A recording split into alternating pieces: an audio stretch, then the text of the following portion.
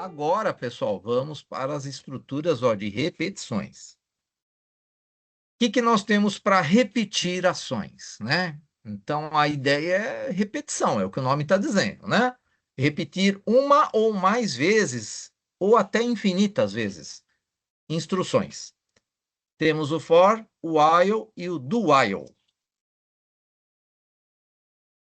Tem um detalhe aqui que ele fala um pouquinho do nosso laço infinito, né? Os microcontroladores não possuem sistemas operacionais. Os programas que devemos desenvolver para os microcontroladores PIC devem rodar eternamente ou possuírem mecanismos que paralisem a operação da CPU em alguns momentos.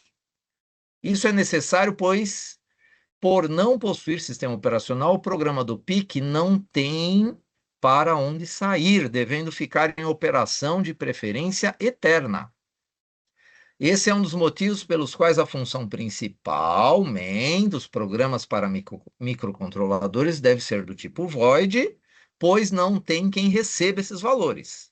Ou seja, os microcontroladores não têm sistema operacional, porque se tivesse usar muito processador e usar muito memória, o custo dele ia ficar mais caro, né? Então, como é um sistema para projetos, que o objetivo também é projetos com custos baixos, né? Então a gente não pode ficar carregando com muitos circuitos, né? Os microcontroladores. Então eles têm que ser mais simples. E para resolver esse problema da simplicidade dele ficar executando as ações infinitamente, a gente cria o bloco infinito dele, que é o loop, né? Loop infinito, repetição infinita. E nesses blocos a gente usa estruturas de repetição. Agora, nem sempre tudo que a gente quer no nosso código vai ser infinito, mas o bloco infinito tem que ter, né? Aqui tem um exemplo de infinito, né? Que nem, o x é maior que infinito? Se sim, volta para o início. Se não, escrever, não ficarei horas no Facebook à toa, e volta. O x é maior que infinito? Não. X é maior que infinito? Não. Então ele vai ficar escrevendo infinitamente isso aqui, né? E mesmo que isso aqui algum dia seja verdadeiro, ele volta para o início aqui, ó. Agora vamos falar da repetição usando a diretiva aí da linguagem C e de outras linguagens também, viu, pessoal? Tudo que vocês estão vendo aqui não é exclusividade da linguagem C, hein? A maioria das linguagens de programação utilizam essas estruturas aí. O for, o for é quando eu quero fazer repetições controladas, né? Então eu quero controlar o número de vezes que ele vai repetir uma ação. Então, a gente tem dentro da estrutura do for três partes. A primeira parte vai ser a inicialização, a segunda vai ser um teste de incremento ou decremento, ou igual, maior, né? Que vai ser o incremento ou decremento da variável de controle, que é a que eu vou inicializar, e depois eu vou fazer o meu teste. Vamos ver a sintaxe aqui, ó. Fica melhor de entender isso aí que eu falei. Estrutura for. For, abro parênteses, inicializo a minha variável. Eu quero inicializar ela no zero. Geralmente a gente inicializa no zero, né? Começa do zero e vai incrementando. Coloco a condição de teste aqui e no final eu incremento ou decremento. Mas é o que eu falei, geralmente a gente incrementa, né? Essas três ações que a gente tem que ter aqui, que é inicializar, testar, incremento ou decremento, a gente tem que separar por ponto e vírgula, tá? E essa condição de teste que vai controlar a quantidade de repetição que a gente vai ter. Se eu tiver um comando só, eu não preciso pôr as chaves. Agora, aqui, eu já tenho chaves porque eu tenho comando A1, comando A2. Vamos ver esse teste aqui, ó. Um for, um laço de repetição. Esse laço de repetição, ele vai repetir 10 vezes essa ação aqui, ó, do final, que é carregar o valor da variável contador no porte B. Então, essa estrutura for, que é igual a de baixo, ela vai carregar a variável contador no porte B 10 vezes, aí ele termina. Vamos analisar o de baixo, que o de baixo tem as chaves aqui. Acho que é melhor visualizar o código do jeito que está aqui, ó, aqui embaixo, que a maioria dos códigos vocês vão fazer isso aqui. Mas pode fazer com uma linha só, se quiser, se tiver uma ação apenas. Então, olha só, contador é 0. 0 é menor que 10? É. Enquanto esse teste for verdadeiro, ele fica executando essa ação. 0 é menor que 0, que 10? É. Contador mais mais. E executação. Então, ele vai pôr o valor do contador no porte B. O incremento aqui, contador mais mais, fez com que o 0 passasse a ser 1. Aí ele vem para cá e faz. 1 é menor que o 10? Sim. Contador mais mais, executa mais uma ação. 2 é menor que o 10? Sim. Contador mais mais, executa uma ação. Vamos adiantar isso aí agora. 9 é menor que o 10? Sim. Contador mais mais, executa essa ação. 10 é menor que o 10? Falso. Aí ele para de executar essa ação, ele já não executa mais ação, porque 10 não é menor que 10. Se tivesse um igual aqui, seria, né? Agora, pensem no seguinte: começou no 0, comparou sem pôr igual. Então, ele vai de 0 a 9. 0 a 9 são 10 vezes. Então, ele executa 10 vezes essa ação, esse laço fora aqui, tá? Então, começou no 0, que é a variável de controle, nesse caso é contador. Terminou no teste de menor que 10. Então, significa que você quer repetir aqui 10 vezes. Se você colocar menor ou igual a 10, aí vai para 11 vezes. Mas para continuar sendo 10, vocês poderiam começar o contador com 1, né? 1, e aqui colocaria menor ou igual a 10, ele continuaria executando 10 vezes esse laço for. Aqui tem um exemplo onde, ó, a variável D, ela recebe o valor de 10. A variável V, ela é usada é a variável de controle nossa, tá? Inclusive, na linguagem C, a gente não consegue inicializar a variável aqui dentro do for, tá? Tem que já inicializar ela previamente, que é o que foi feito aqui. Então, V igual a 10, aí, ó, V é menor ou igual ao D, D é 10. Então, ó, esse é um exemplo que essas ações que ele está dando aqui genéricas, né, comando A, comando B, né, ele vai começar no 0 e quando for 10 também vai ser verdadeiro. Porque 10 é menor ou igual a 10? Sim, porque tem o igual. Né? Então, aqui ele vai executar essas ações 11 vezes, porque tem esse igual aqui. Tá? Se não tivesse esse igual, era o mesmo caso do anterior. Ia ser 10 vezes. Aqui vai ser 11, né? Porque tem o igual. Existem muitos códigos que usam como laço infinito a estrutura for. Se você escrever for, não inicializar nada, não comparar nada e não incrementar nada, só põe os pontos e vírgula, ele fica um loop infinito. Esse for aqui nunca termina. Então, aqui é uma maneira também de criar laços infinitos. Ó, for, ponto e vírgula, ponto e vírgula. Porque nos exemplos que eu passei para vocês, eu estou usando o while 1, mas já já a gente vai falar do while. Mas no lugar do while 1, a gente pode usar for, ponto e vírgula, ponto e vírgula. Aqui é uma função não, né? A gente poderia incluir essa estrutura numa função, né? Mas é só o laço for mesmo, né? Um exemplo simples de aplicação do laço for é a criação de pequenos tempos de atraso, que são os delays. Vamos pensar no seguinte, ó, eu tenho um laço for aqui que não tem ação nenhuma, só tem o ponto e vírgula aqui no final. Então eu estou só gastando tempo aqui, porque ele vai testar o atraso menor que 1000 vezes. Então o código vai parar aqui um pequeno tempo. É muito rápido, mas ele vai criar um delayzinho aqui com esse laço for, tá? Porque o código vai ficar parado nessa linha até que o atraso seja 1000, né? Até o 999 é verdadeiro. Chegou no 1000, terminou.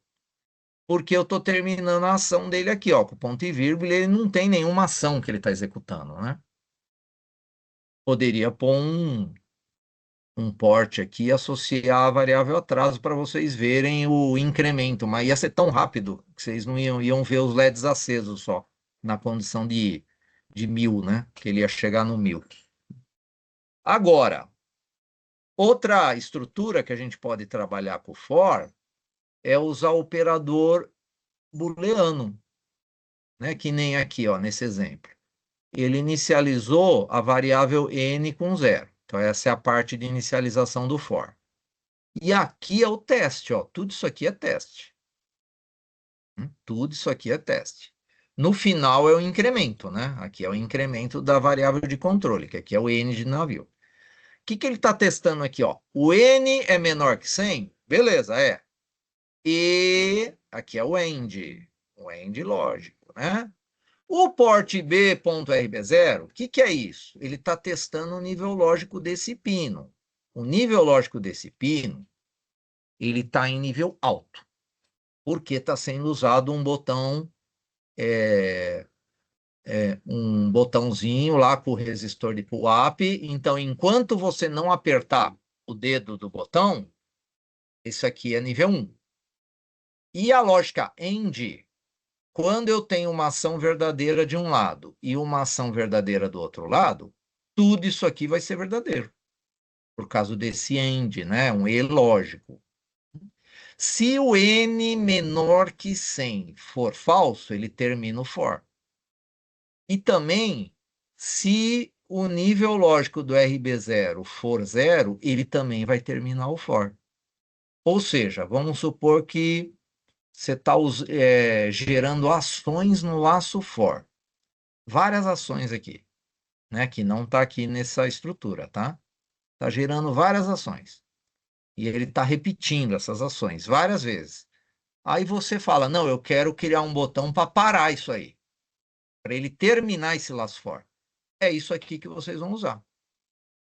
Você usa um operador booleano e testa um nível lógico que você, quando apertar um botão, determinado botão, ele vai ser 0. 0 end um valor verdadeiro é 0. Aí ele termina o last for. Então aqui eu consigo parar as repetições, ou terminando o tempo de contagem dele, que é 100, ou apertando ou mudando o nível lógico do RB0 para 0. Então, essa estrutura do for faz isso, né? Eu estou usando o operador booleano AND para testar os dois lados desse AND tem que ser verdadeiro para esse laço for continuar funcionando. Se um dos lados aqui desse AND for falso, ele termina o laço for. Então, colocando um pino, testando o nível lógico do pino RB0, eu posso fazer esse controle. Se enquanto tiver em 1, isso aqui fica verdadeiro. Claro, com n menor que 100. Agora, eu quero parar isso aqui. Aí eu coloco esse pino RB0 em nível 0. Aí ele para esse for. Operadores booleano é muito usual, tá? A gente usar também nas nossas lógicas. Geralmente a gente usa flag 1, flag 2, né? Para não repetir também ações que a gente queira, ou quando a gente quer terminar algo. Mas mais para frente vocês vão começar a aprender essas lógicas sim. Aqui tem o exemplo de encadeamento de for. Né? Ele dá um exemplo que é assim, ó, para contar até 100.000, é necessário termos uma variável que conte até 100 e outra que conte até 1000. Né? Então, ele fez um encadeamento de for.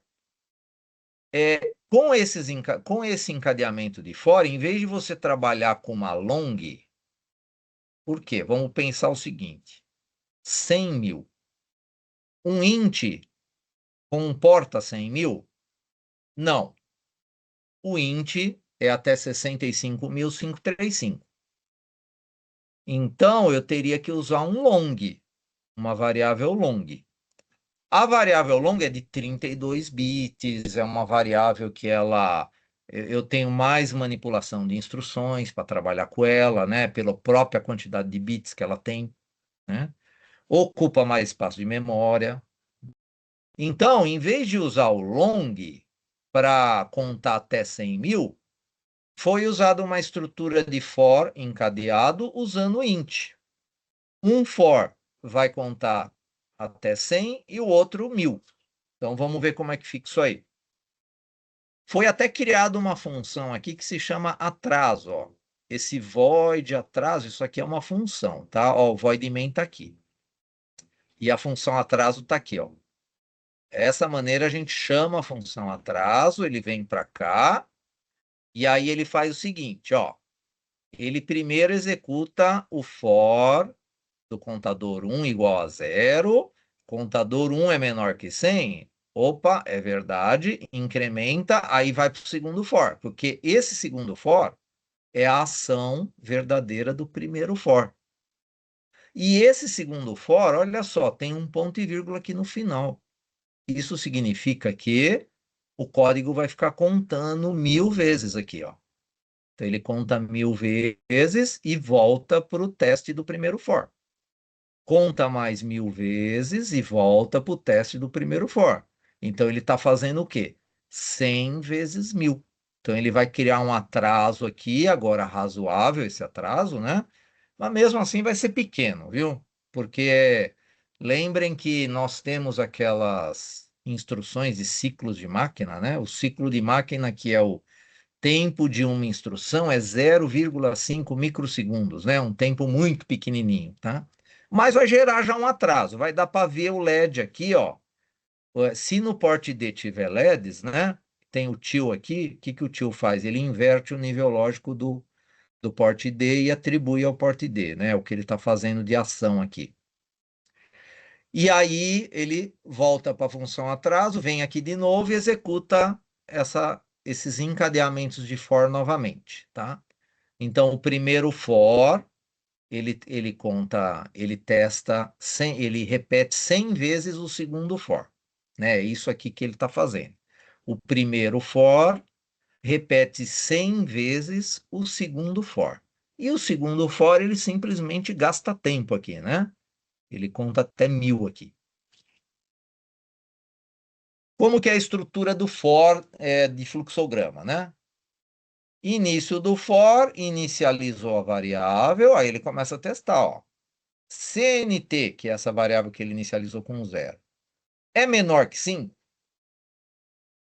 Se sim, incrementa, executa as ações e volta para o teste, né? Ele nunca vai voltar lá para a inicialização de novo, né? Senão nunca vai parar, né? Então ele testa, é verdadeiro, incrementa, executa as ações e volta para o teste. Até que isso aqui seja falso, né? CNT é menor que 5?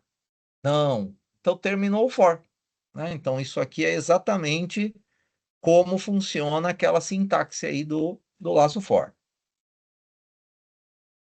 Outra estrutura de repetição, que pode também ser infinita ou pode ser controlada também, é o while. Né? O while verifica inicialmente se a condição é verdadeira, né? Em caso de verdadeiro, executa os comandos desse laço. Se for falso, aí ele não executa os comandos do laço que tiver dentro do while. Então é isso aqui, ó. While 1, aqui esse 1 é uma constante. É diferente de 0? É. Então isso aqui é verdadeiro. E aí ele executa todas essas ações aqui, ó. Ação 1, ação 2, outras vezes, infinitamente. Né? Aqui é um tipo de controle de repetição infinito, né? Eu nem controlo nada, né? Ele está repetindo infinitamente. Agora, aqui, ó, eu já tenho um while A menor que 9. Então, o A é 33, ó, nesse exemplo. 33 é menor que 9? Não. Então, ele não executa isso aqui. Né? Nesse exemplo, né, esse while aqui não vai fazer nada aqui. Ele vai pular o código, né? Ou nesse exemplo aqui, o código, na verdade, vai parar aqui, não vai fazer nada. Só vai atribuir 33 ao A, vai testar, vai ver que é falso e parou.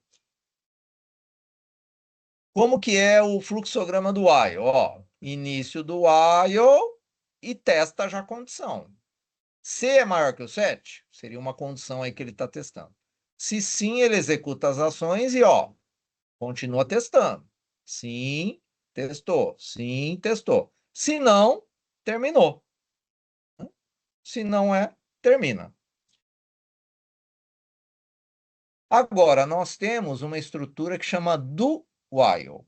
Qual que é a diferença? É que a condição de teste ela é feita no final. Isso aí faz com que, pelo menos uma vez, as ações sejam executadas com essa estrutura do while. Como que é isso aí?